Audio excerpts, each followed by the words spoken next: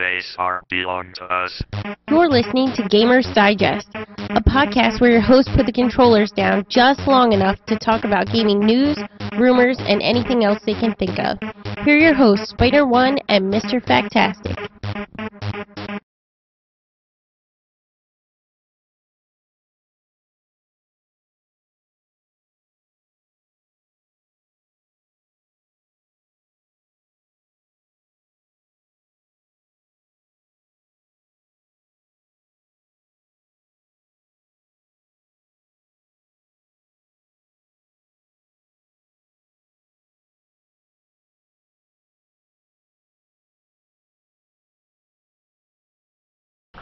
Yeah. So now you can hear us. Wait, what did you say? Okay, well, we are Gamers Digest. We are a fan podcast. We talk about gaming news, rumors, reviews, pretty much anything we want to, Yep. game-related. Game-related. Are we going to say anything about football since everybody else is? I think Master Chief says it best.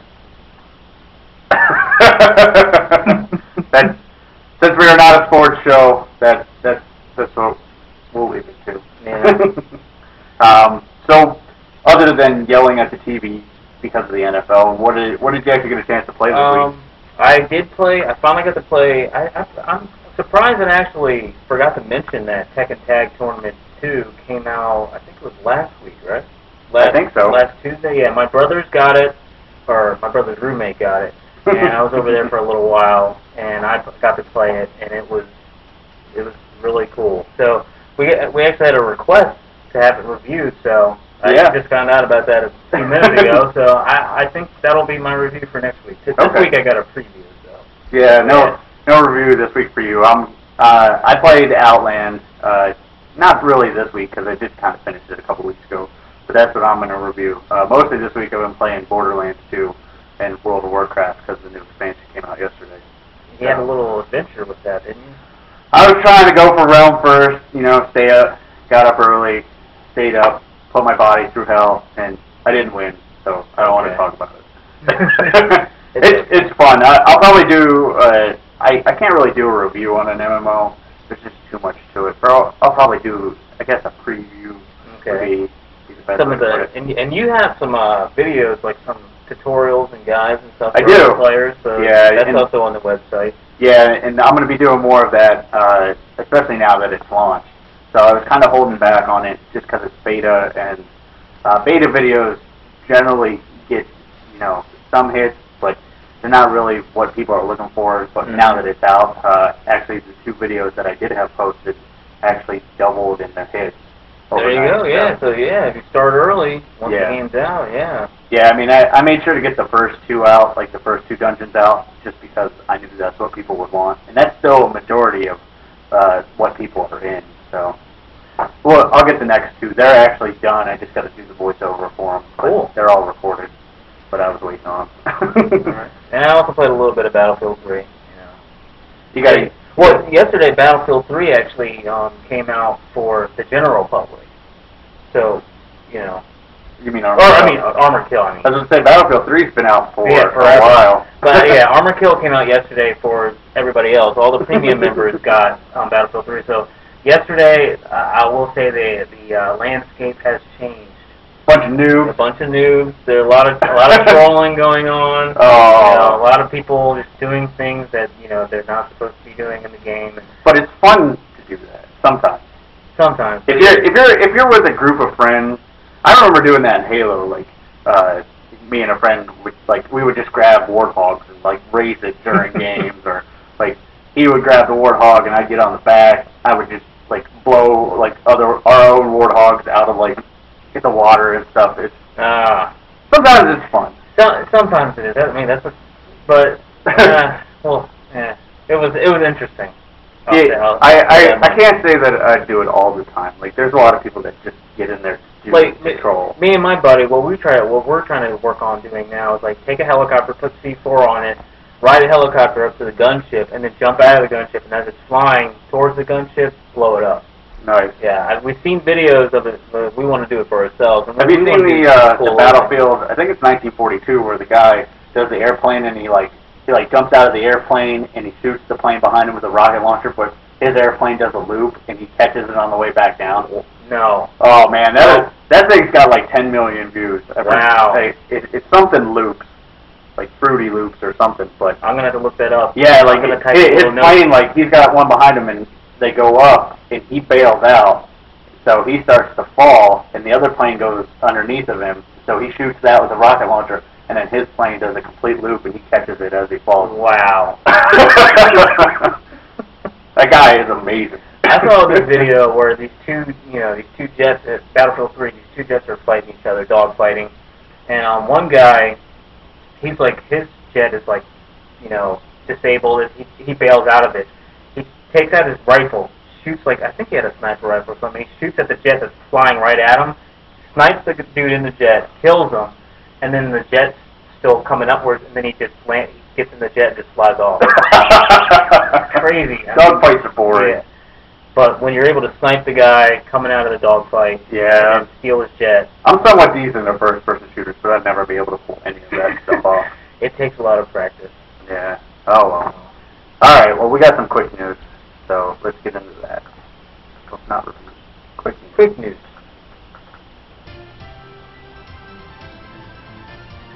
News and rumors. All right. All right. So I guess I'll start with the first one. Yeah. I mean, we got a lot of trilogies. Yeah. The Assassin's Creed Ezio trilogy has been announced for $40, which is surprising. That's pretty good. I mean, you get three long games for $40. And honestly, they're all pretty much the same game. Yeah. that's why I was thinking maybe that's why it's kind of a discounted price. Right. But the bigger trilogy is they announced the Mass Effect trilogy box set for all systems. So it'll be the first time Mass Effect 1 comes to PlayStation 3. Yeah, and they also in the article they also mentioned that it would also appear as a downloadable on, or Mass Effect 1 as a downloadable on PlayStation Network coming out soon. So yeah, because that was always weird that they had Mass Effect 2 and 3 for the system, but no Mass Effect 1. There's no way to play it. And so they kind of judged your own choices from the Mass Effect 1 to carry on. So. Right. And they gave you that like Dark Horse interactive comic where you could choose like the important story things, but there were always little stuff here and there that I wouldn't have known about unless I played one on Xbox. Yeah. The bigger thing is, do you think they'll put it out on Wii U since Mass Effect 3 is coming? Which is weird. Maybe later. Yeah. I'm thinking because this is coming out like 11 days before the Wii U version is coming, and there's no word about it. So. Right. But I think it is EA. I mean, it's they want money. Exactly. Nobody else has it. I mean, they're going to be playing 3 and not know what's going on in the story. I actually feel sorry for them because they're not going to be able to feel the same type of feeling that we've had. I mean, we're talking like 5 years. I honestly don't think Mass Effect 3 will sell that much on Wii U. I don't think many of the games that are already out now are going to sell well on Wii U. All right, Darksiders 2 is getting its first DLC. Well, it actually already has its first DLC. The big reason to note is this actually came free for people who bought it, I think, within like the first month, including me. So I didn't get a chance to check it out yet, but eventually. The DLC takes place, I think, after like the 3rd dungeon, and I'm only through like the first 2. Okay. So, that's also why I haven't done a review on Darksiders 2, because it's huge. Oh, it's a huge one? Yeah. Okay, cool. PopCap closed their Dublin offices. So no expansion to Peggle or the Jewel or Plants vs. Zombies. Yeah. How do they make so many games that sell so many millions of units and have to close an office? Poor money management, I guess. Saints Row 3 full package announced. This is another compilation thing. It's just going to be Saints Row 3, all the DLC. That's the 3rd trilogy so far. I would mention. I guess. There was actually another one, but I cut it out. I forget what it was. Sony is going to support the PlayStation 3 till 2015. So anybody thinking of buying one or rebuying one? Yeah, when we mentioned the news story last week about the new models coming out, I'm like, I even made a point, like, what's the point? What's the point in what's the point in buying one if there's going to be a PlayStation 3 coming out? But this maybe this can be a future discussion topic. But I mean, I really like the PlayStation 3 and the Xbox. They are pretty good. They are pretty good consoles. And I do think there is some life to them. Like, if you look at the games, they're really good looking. And Sony actually puts out pretty good first party games. I mean, we've got PlayStation All Stars coming up pretty soon, and the pre-stream we played the crap out of Smash Brothers. So that's going to be the next iteration. So I mean, I feel like there's no real need right now for like. I think the reason Nintendo's jumping into it. They don't have an HD console. Right. To compete with everything else, And the Wii is falling behind in I guess non-console areas, like media box areas. Like they had to put out like specific upgrades and stuff like that to even get Netflix on there, where that was baseline for Xbox and PlayStation real early. Hulu, Crunchyroll, all those things that are intrinsic to a game system now. Nintendo needed to keep up with that, and they seem to be going more that route. Like they want to take that market. The NFL, Wii TV, the NFL on your controller. Yeah, exactly. So. I mean, definitely for Nintendo, I understand why. Sony, I definitely don't see a reason why. So 2015 sounds pretty decent to me. Yeah. I mean, the games that we see that coming out still look amazing. Right. And, Yeah, I mean, console hardware is starting to hit its practical limit. Yeah. Yeah. And I mean, you got to remember, this is the longest console generation we've ever had. We're running on almost 8 years. Yeah. That's huge. Like 8 years ago in PC, it was like Pentium 4s. And now we're like super, ultra, mega, quad core, i7 type stuff. Exactly. So the hardware is advanced, but they did good with the consoles to make them last a lot longer. And I think the next generation is going to be the same way. I think. Yeah, I think the more they're just going to go on forever. I really don't see a need right now. Like the thing that I would change really about the top tier consoles right now is Xbox's their disk drive. They need to have that disk tray gotta go. I don't know though. The Sony's the disk sucker thing, that's prone to a lot of problems too. Oh, it is. Yeah. What about Nintendo? Nobody plays there, so who would know? True. Nobody plays it. Nobody plays it. Nobody sticks even their GameCube discs in there. Yeah, I mean, you put Wii Sports in there and you never take it out. Yeah. Who knows? It's true. They're all broke. They're all broke and nobody knows it. But the bad news on the Nintendo side is the Wii U is going to be region locked. I don't know if this comes to a shocker to anybody, but Nintendo's consoles have been region locked since the GameCube. So, but they officially announced it. To those out there that don't understand, region locked is basically if you're in America, you can only play American games, and Europe, you can only play PAL games. Japan, you can only play Japanese games.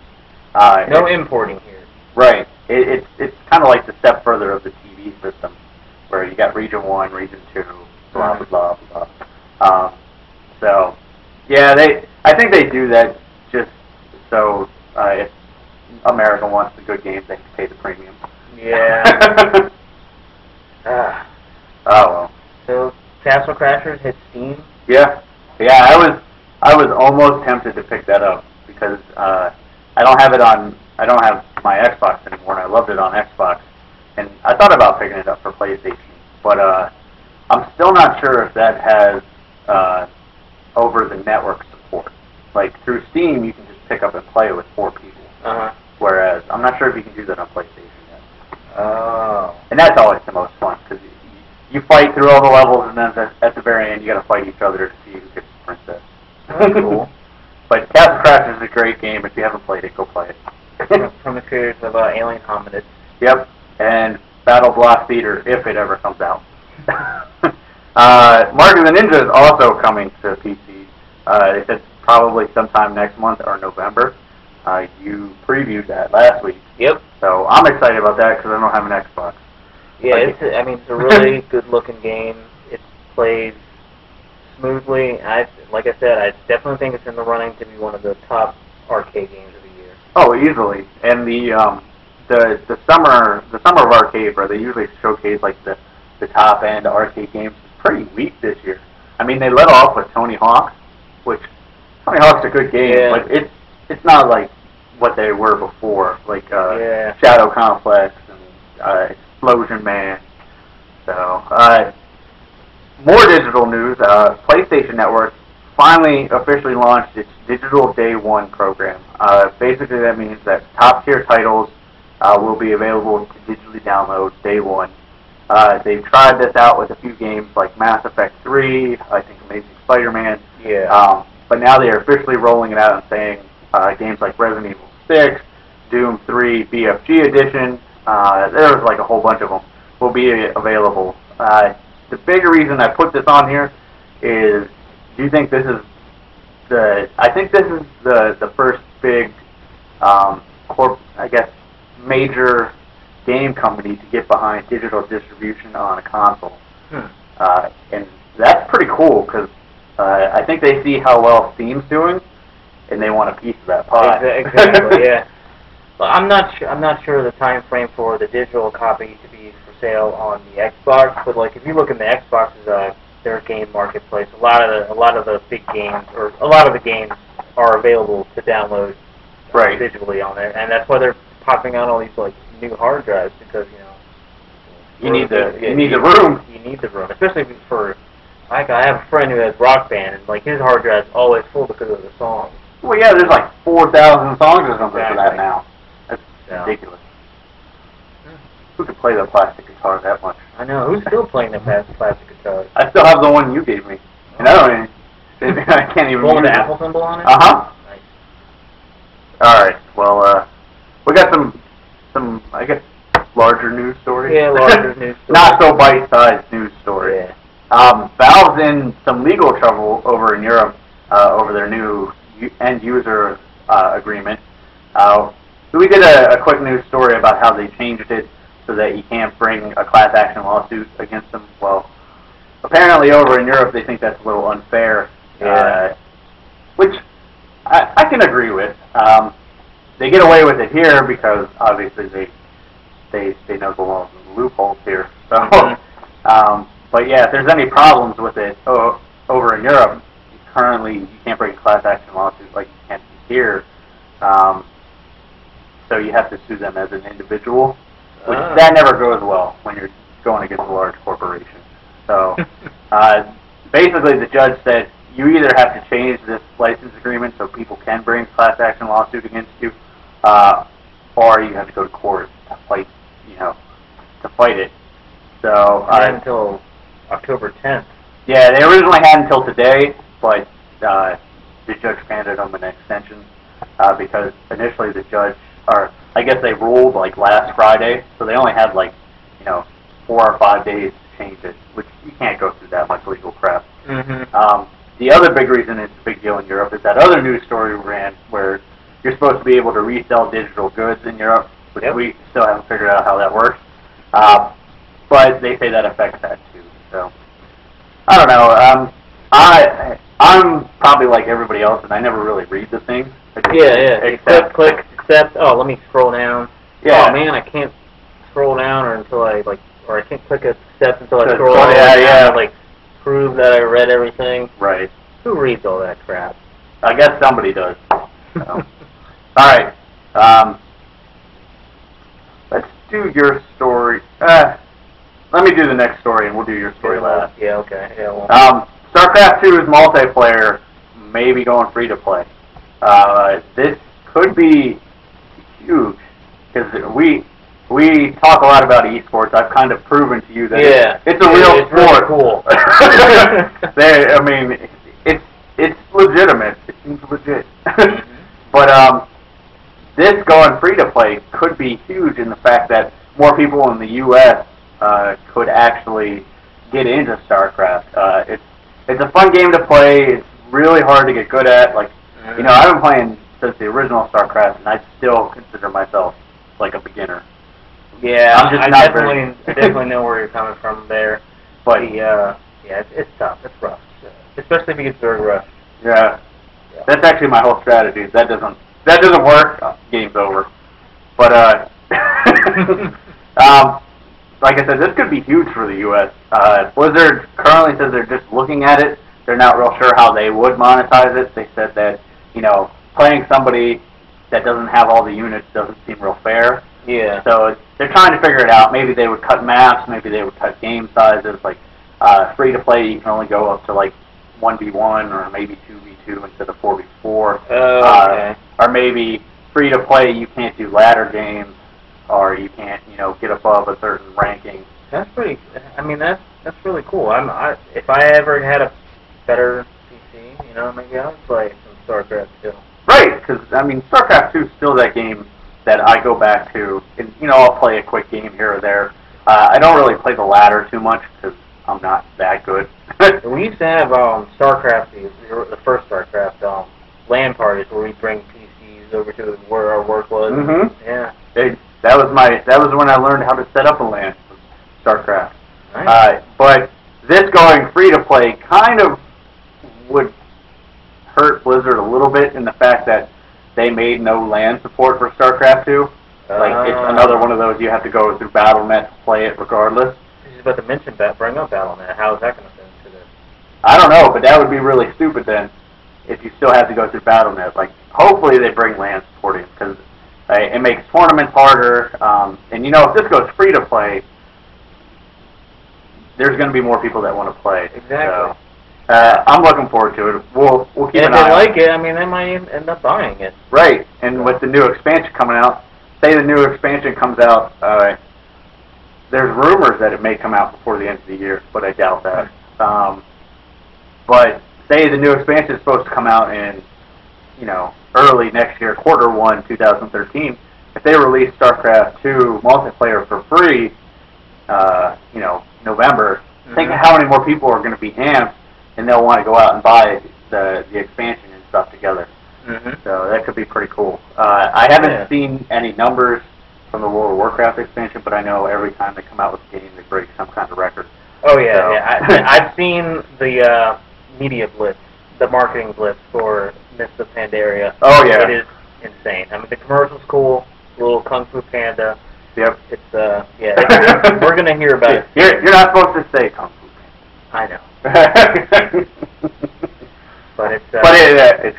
Yeah. The argument is they put the pandas in before Kung Fu Panda was ever a thing, and then Kung Fu Panda was a thing, so now it's Kung Fu Panda. Yeah. You can't get away from it. That's the meme. That's the meme. So, but you should watch the whole trailer, because if you want to see a good CGI, like, trailer, that is it, because they really need to do a movie.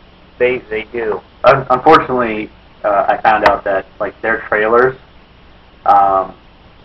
they work on for like a year and a half. Wow. For like 4 minutes of like movies. So it'd be like that Final Fantasy movie we always wanted. Yeah. And then oh wait, we finally got it. Never mind. True.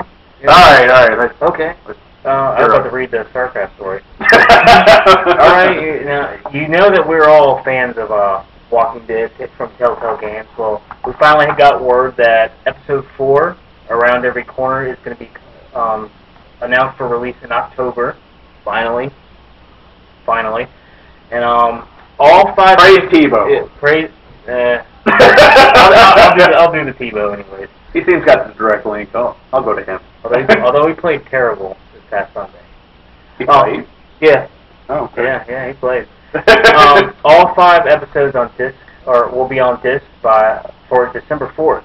So, you know, it's possible that the last episode will be out before then, possibly November. Maybe they were quiet about Episode 4 just, you know, because of the timing. Cause, like, when Episode 2 came out, we knew we were told when Episode 3 would come out, and you know they were like a week or 2 late.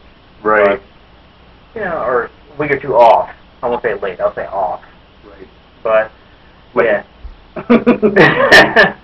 But yeah, no specific date was given because they want to catch them. They're playing it safe this time. Right. They just said October, so that gives them a 4-week window to get this game. Basically, on a game that's pretty much already late. Yeah. Yeah, because a game should have come out this September. Yeah. Yeah. Because it's been since what?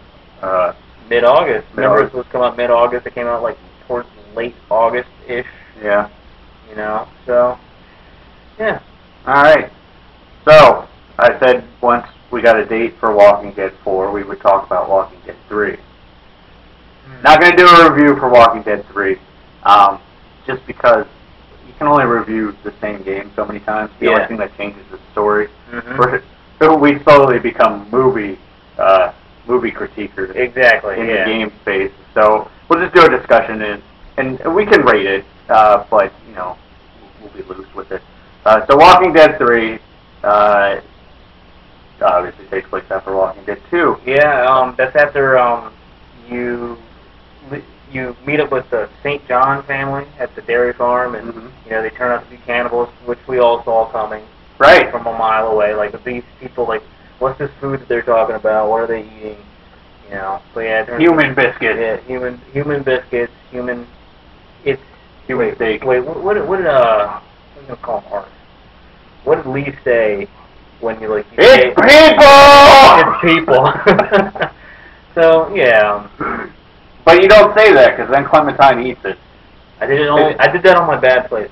So did I. Yeah. Because he's like, it's people, and she's like, of course, we're all people. She's like, oh, wow, way to turn that. Yeah, poor Clementine, she had the meat. But this is it takes place after this dairy farm incident. And then food. You find the car at the end. Yeah, you find the car. Yeah, food was all scarce. What is the main? The bandits. Yeah, the bandits. The bandits are what kick it off. Yeah, the bandits start everything off. There's some deception within the groups. Somebody's stealing medicine and stuff, some of the supplies, and they're giving it to the bandits, and that's just. And then you eventually find the supplies and take it, and then the bandits get mad that you took their stash, because obviously you don't know. Yeah, you don't know who's double dealing.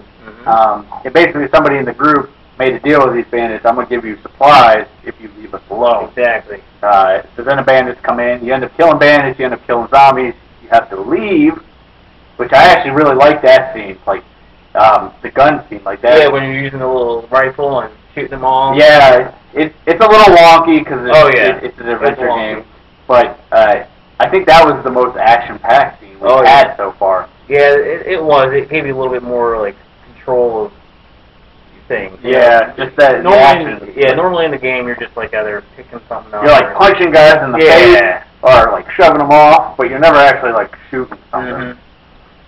Or holding a pillow up to a zombie's face so somebody else can shoot it. Exactly. The axe kills were kind of cool. They just look cool. Man, this reminds. I know it's a little bit off topic, but still an adventure game. There's this, speaking of action scenes, Heavy Rain has this really cool action scene where you're a guy with a gun. It was intense, but we'll continue. Okay. So from there you have to leave because obviously zombies have overrated the motel. There's a big conflict in the group. Yeah. Huge conflict in the group. People don't trust each other. Yeah, because obviously at this point they found out somebody's double dealing. Lily goes crazy and kills somebody. Yep. Point blank. No matter what. No matter what. I was stunned. Right. I was stunned. I'm gonna have to get into a little bit of spoilers here because this is the one part that irks me, and this is Telltale covering their tracks, and it's blatant. Who she kills, and again, spoiler warning, is whoever you saved in episode 1. Yep. Regardless. Carly's pretty. Her death is pretty gruesome because they are arguing. Yeah. It was that was murder. Right. And that was point blank. Whereas Lily points the gun at somebody else, and Doug saves him if you saved him. He pulls him to the side, he gets shot. So that's more of Doug just getting in the way. Yeah. I'm mad at this because it basically invalidates your choice from episode 1. Yeah. And you could definitely tell it's Telltale, we can't control how many branches the story has, so we got to bring it back together. Don't contain it. You keep it small. Which I'm sad about that now, because if I ever go back and play episode 1, I'm just like, well, this really just affects who's the bigger doofus in episode 2. Exactly. So it doesn't affect their survival at all. So yeah, I mean that was the one part, and then after that you meet Chuck and you get a train. Yeah, and then wait, we forgot another big thing with that whole scene, like when the bandits and the zombies attack. That's when Duck got bitten. All right, the kid got bitten. The kid that we were all so annoyed with, you know. But they went over the top to like make you like him. Oh yeah. I'm thinking that maybe they finally got some feedback about Duck, and they knew that everybody wanted to kill him and everything, and like, he was so annoying. So they made us feel bad. Right. Like I'll always remember like when he's helping you investigate, and like you're like, oh, good job, Duck, and he like puts his hand up for a high five. Yeah, exactly. And you can like high five him, and in the little notification area, it's like Duck thinks you are totally awesome. Exactly. Yeah. the whole he thinks he's like Robin. Yeah. And like, you know, calling you the greatest detective, and you know, they really until he turns invisible. That was on the PS3. Yep, on the PS3 there was a bug at which point Duck turns invisible, and that ruins all sentimentality of the moment. I forgot about that. Yeah. You just see the mom like this, and you're like, what's she doing? And she's supposed to be holding Duck. Yeah, and then it cuts to close-up scenes where it's just empty. Yeah. Yeah. It was pretty bad. The PlayStation version, at least when I played it, was very buggy. They might have put out a fix for it. Let's hope so. Right. Yeah. So, but yeah, you get a train.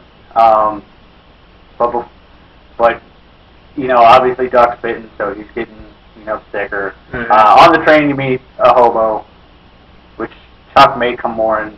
This episode, he was kind of just like the. Yeah, they introduced a new set of cast which I think it sucks because they gave us these essentially 3 new cast members to the group, and I don't really care what happens to them. You know what I mean? Like I am intrigued with the couple. Like there's something weird going on there. Like they did a good job of questioning them. Chuck seems just like zombie farm. Exactly. Or he seems like the guy who is going to turn on you at the wrong moment to save himself, because that's just how he comes across.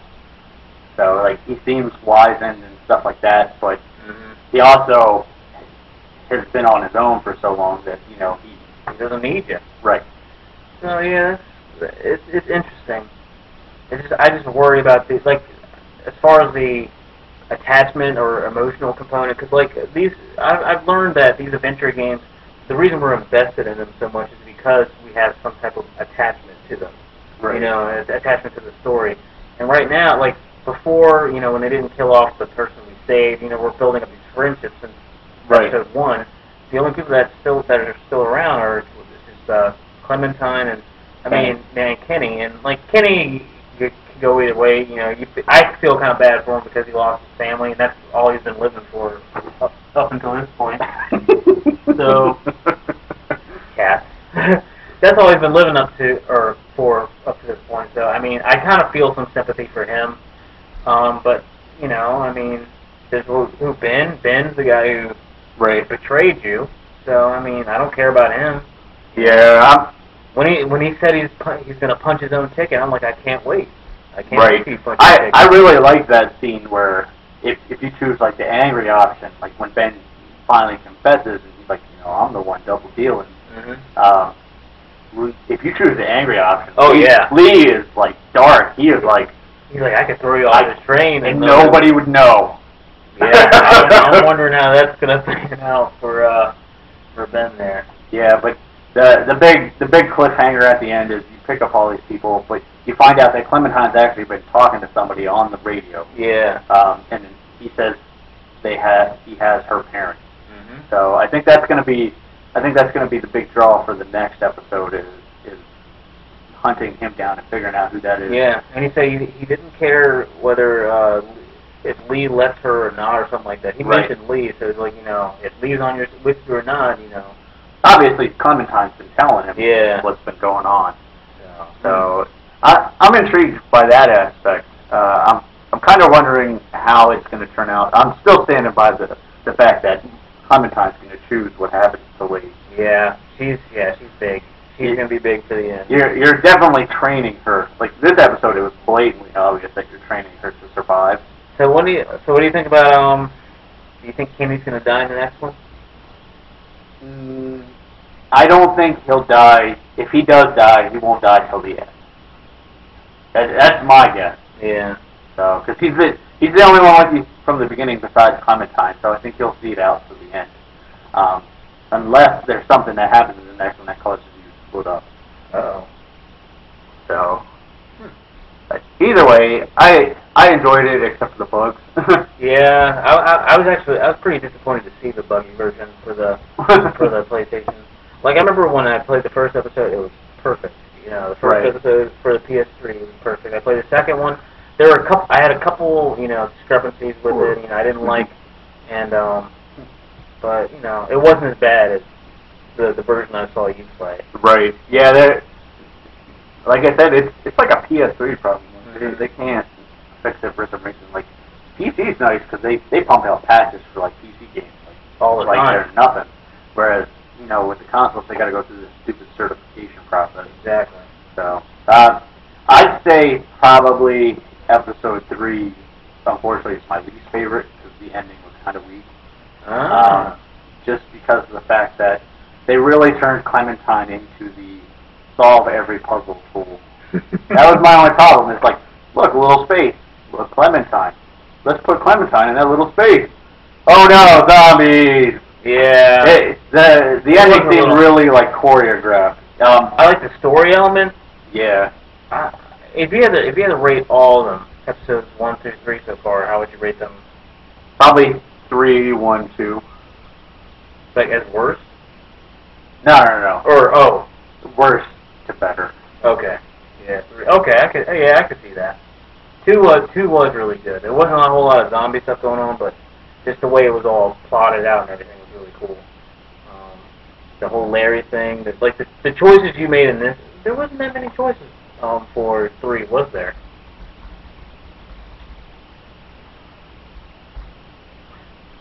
Nah, not really. Like huge choices that changed everything. There wasn't any. Not really, because I mean, no matter what you did with, we may see repercussions down the line. Like little things. Yeah. Yeah. Okay. I know what you're getting at. But nothing blatantly obvious. Like choose this one or that one, or choose this person to live or that person to live. Like kill this person or not kill this person. Stuff like that. It was pretty cut and dry in that aspect, but there was a lot of little stuff here and there that I can see coming back. Yeah. So you think if 4 is really gonna, bite us in the ass? Oh yeah. I think one of the big things that are going to come back in 4 is whether or not you jump or you push the guy off the bridge onto the train. So, because his leg gets hurt either way, but who's to blame, him or you? I think in my bad playthrough, I said, I think I told him, I didn't push him, I said, fine, I'll jump, but if you stay, we'll take your girl, or something like that. And then Lee jumps off, and then he's like, oh hell no. Then he jumps off after you. It's pretty funny. But. Oh well.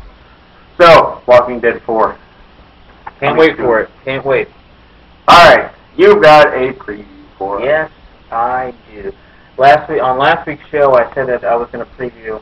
I reviewed Heavy Rain. I talked about how I was going to preview Beyond, their new game, Beyond Two Souls from Quantic Dream. It's another adventure game because, I mean, some people can say there's too much of it or more of the same. I've been there, done that, but I think it's a genre that we really haven't seen too much of, especially if it's done really, really well.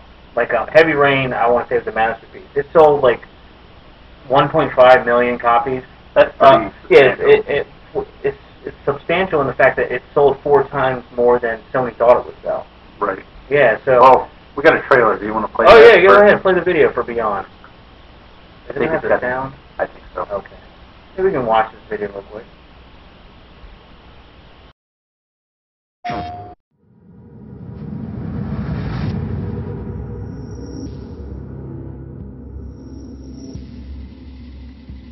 found you by the side of the road, in the middle of nowhere. Was there an accident? Did someone try to hurt you?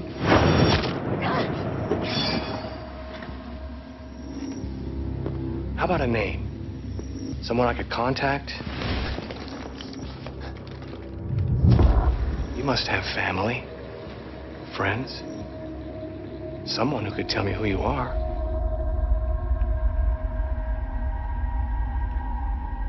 You don't talk much, do you?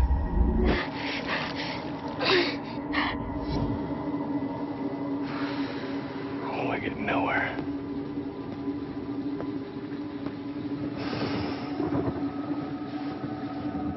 Is that a scar? Is that recent? I know. They're coming.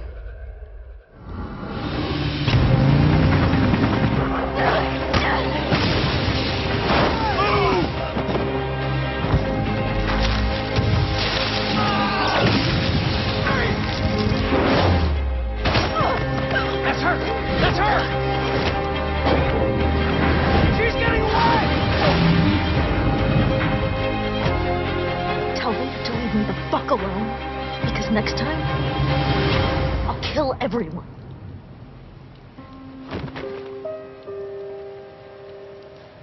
Come on, Aiden. I think they get the message.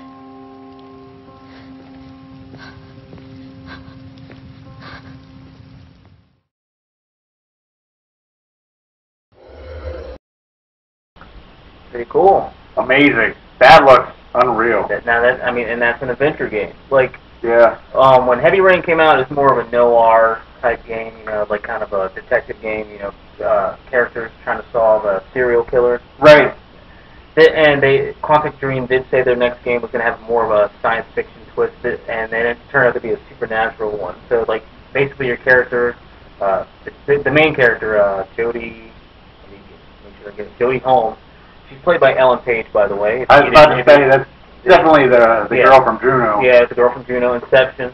Yeah. So she has been born with, she has paranormal abilities, and she's able to talk to this, like, spiritual type entity named Aiden, and you're able to switch between.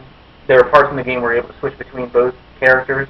Jodie, talk to people, and switch to Aiden, and you're able to knock things off of desks and tables. Wake people up, possess people. Huh. And I mean, it's got the supernatural thing going on there. It seems to be really cool. It takes place. It chronicles 15 years of this character's life. So, there's going to be a time span. She's going to grow up, get older, or whatever.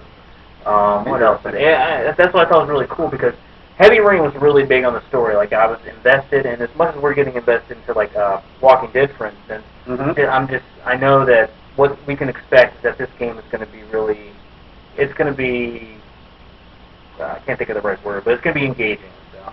Yeah, there you go. Yeah, so there's going to be, obviously, the branching story path, right, which will add to the replayability. Like, there's some things in Heavy Rain that I have not done yet that I wanted to do with the move capability and stuff. Right. I mean, the visuals are obviously really good. That's why I was like, I mean, we really don't need a new system to make that look better. You know what I mean? Yeah. So that looks really, really good. Their motion, I mean, Heavy Rain got a lot of acclaim for its graphics and the way the visuals look. They had their system for the motion capture for the actual actors, it's the body and face. They had 28 cameras, or 28 cameras to do that motion cap. Wow. And that was in Heavy Rain. For Beyond Two Souls, they have 64. Wow. That's why, I mean, like, you can see the little twitches in their faces and her lips and everything. It's like, it's really, like, surreal. Right. And it's slated for a first quarter 2013 release. PlayStation only. PlayStation only, on PlayStation only. And I'm thinking maybe February. Heavy Rain came out in February, so I'm thinking that this might have a release date right around then. I know this game caused a big stink at E3 because everybody's like, wow, this looks unreal. And, I saw the trailer then. But other than that, a I'll probably check it out. Oh yeah. Yeah. I mean, as much as I like adventure games now, yeah, I'm gonna have to. My PS3's gonna have to keep working by then. We'll work on it. We'll work on it. If not, you can always play it online. Yeah. So. What do you got for us? I got a review. It's not a long review, but it is a review. So we will go with that. My review is actually going to be on Outland. It is a PlayStation Network game. It's a 2D side-scroller platformer. I guess that's the best way to describe it. There is combat in it. It's more akin to, I guess, Ghosts and Goblins than Mega Man, because you use a sword rather than a gun. But I got some video to play, so you don't gotta look at me. You can look at this. So the graphics are, actually really, really good. This video, unfortunately, isn't the best, but you can see there is a very distinct visual style to it. It, when you play it smooth, it looks good. It's a huge game. I mean, for a PlayStation Network game, to run through it straight through actually took, I guess, about 12 hours.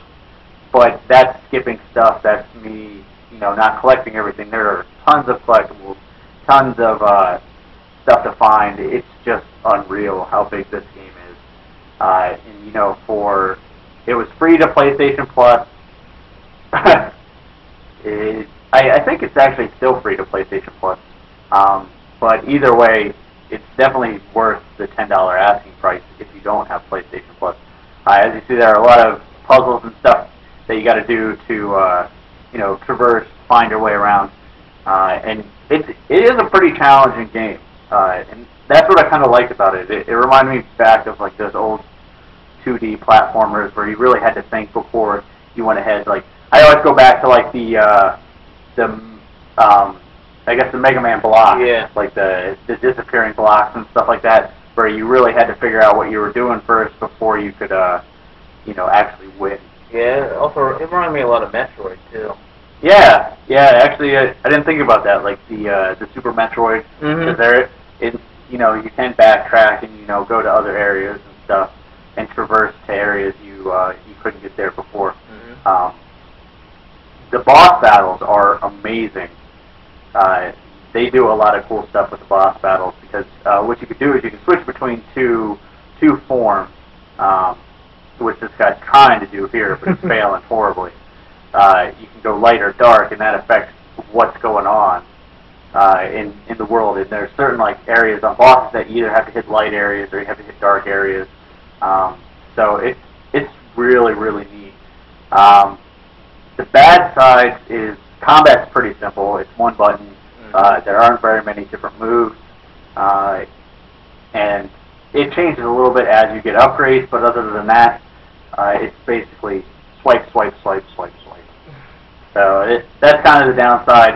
The other downside is, because it's such a big game, sometimes it's not always clear where to go. So that's the sense that I got when I watched you play this. I was like, man, this is just like, how do you know what to do? Yeah, it's just, if this guy ever gets past there, I'd be able to tell you. But they're supposed to be like these, see, he's going about it like the wrong way. Yeah, you're go up top. Right. You're supposed to go up top. I think he would notice by now after just doing that. Right. I guess that's what you get when you pull a random YouTube video. So, I mean, there is a way to do that, but it's a lot harder.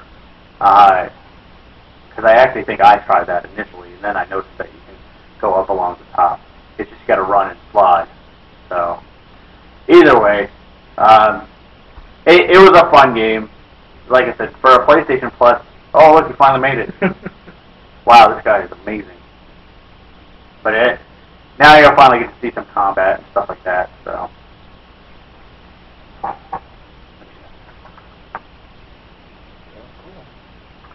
Yeah, I was trying to watch a little bit of the combat now that he's past the block. This part of that I talked about 5 minutes ago. Yeah. But it was a fun game, like I said, for free. You can't beat it. I'd almost give it a 10 out of 10 just because it was free. But rating it if it's not free, which is usually the way we go about it. If you had to pay for this, how would you feel? I probably still would have bought it. There's no shortage of good 2D platformers. No. Shadow Complex is really good on Xbox, and that's kind of close to this, although Shadow Complex is a little better. There's a little more diversity into it. And Shadow Complex, you can actually get to like the time run era where you can, if you collect enough stuff, you can start from the beginning and see how fast you can get through it, and you get better stuff that way. Otherwise, I'd probably give this one an 8 out of 10, just because, $10 for a platformer that if you're OCD and you want to collect everything, will probably last you about 20 hours. So, pretty cool. But it looks gorgeous. Definitely play it on HD TV. And yes, that game is pretty hard. Like I said, it's very old school 2D platformer. Yeah. If you like the Mega Man games, like the original Mega Man games, Metroid, Super Metroid, stuff like that, yeah, it's definitely along those lines. So, I think that'll about do it for us tonight. Yeah, that will do it. I think I'm gonna go to sleep now. Yeah, I mean, I feel a little tired too. Yeah. Let's just say I'll probably never do that again. It was fun. It was fun, and I had a lot of help, but the competition was great, but I'm still a little peeved that I lost. I still want to do that Mass Effect playthrough, Mass Effect 1 all the way to like Mass Effect 3. Now, do you want to do that without sleeping? Like, no, that's not possible. Oh, come on. That's not possible. It's taken me, I think I played through the first Mass Effect 3 times. I did 3 playthroughs of the first Mass Effect, and it took me, on average, I would say like 30-something hours to beat. Yeah, yes, I played Mass Effect 1 for 100 hours. I'll just put it out there into the universe now. You can do that without sleeping. No. I didn't even make it 24. I passed out. 20 hours. What was your longest gaming? Oh, so 20 hours is your longest gaming stint, you think? Yeah. I think mine would be 15. Yeah. It was rough. I think what was the hardest part about it was that it started so early. Like, had it started at midnight, I probably would have been better off. But, or 10 a.m. or something reasonable. But the fact that I went to bed, I took a little nap during the day, and then I took another little nap later at night. But that was nowhere near enough. Luckily, there's a lot of people, I don't want to say a lot of people, but there's a good amount of people that do this, because they go for world first or server first or something like that. And obviously somebody beat me to it, so there's other people definitely trying.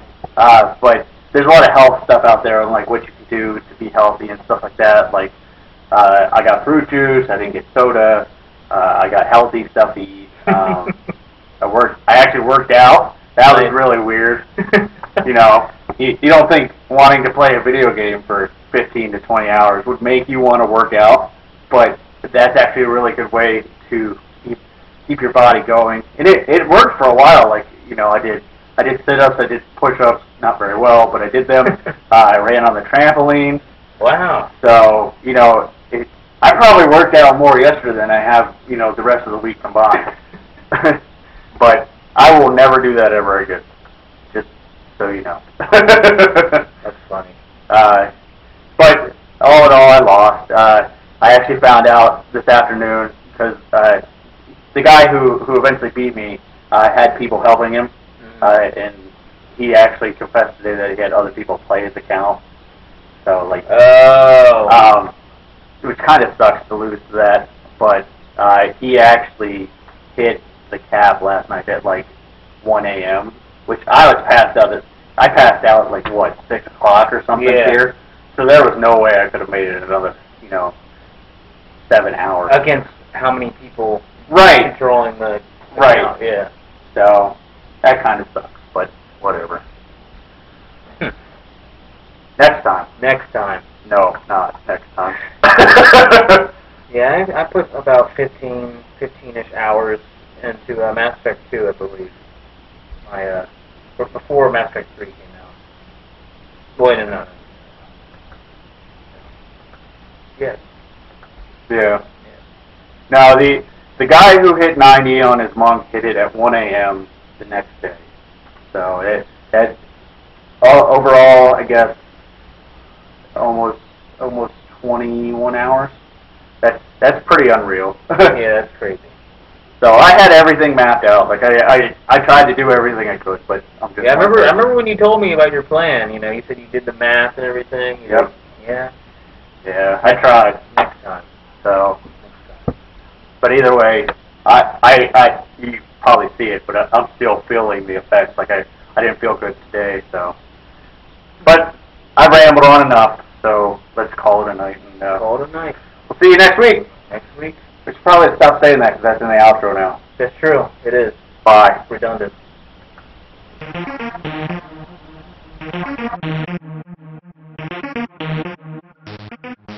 Gamers Digest is a Spyder1 and Mr. Factastic production. All characters and games are owned by their respective companies and are used under the Fair Use Law. Check out Gamers Digest at gamersdigest.me, on YouTube under Gamers Digest Podcast, like us on Facebook, and follow us on Twitter at The Gamers Digest. Viewer questions and comments can always be sent to gamersdigestpodcast@gmail.com. See you next week.